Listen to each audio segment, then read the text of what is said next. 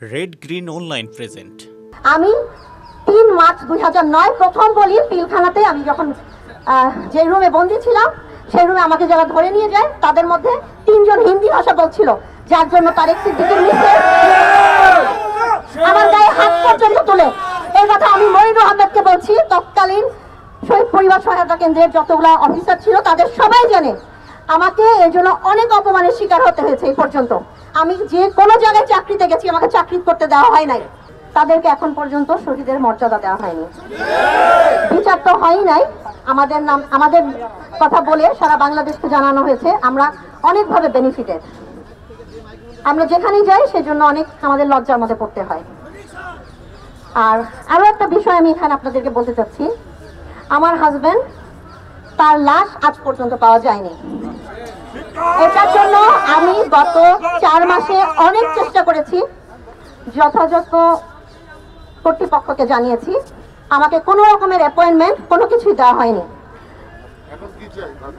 আমি আপনাদের মাধ্যমে চাই আপনারা সেই ব্যবস্থাটা করেন যেন আমার হাজবেন্ডের ডেড বডিটা আইডেন্টিফাই করা হয়। এটা ব্যবস্থা আপনারা করে দিবেন।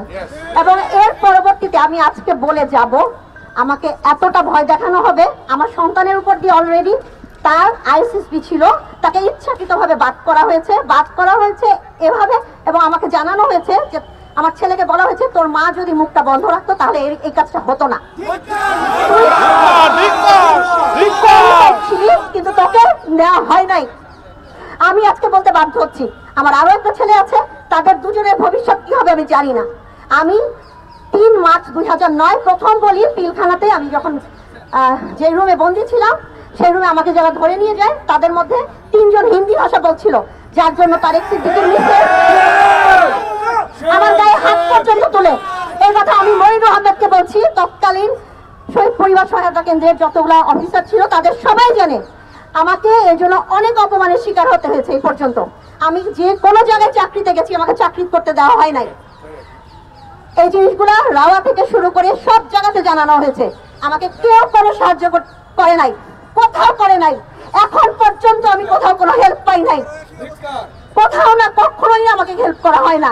আমি মাথা নিচু করে বেঁচে থাকি, আমার বাচ্চারা মাথা নিচু করে বেঁচে থাকে, আমি যেখানে যাই আমাকে আঙ্গুল তুলে বাজে কথা বলে। আমি কি সেরকম মেয়ে? আমার নামে কেন এই ধরনের কথাবার্তা হবে? না আমার হাজবেন্ডকে কোনো সম্মান দেওয়া হয়েছে, না 57 অফিসারকে কোনো সম্মান দেওয়া হয়েছে, না আমার এই পর্যন্ত আমরা শান্তিতে বেঁচে আছি।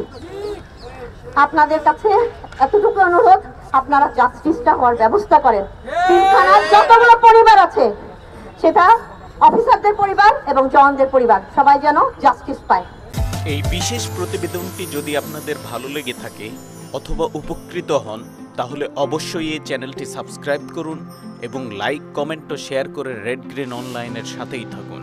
Thanks to everyone. Red green online.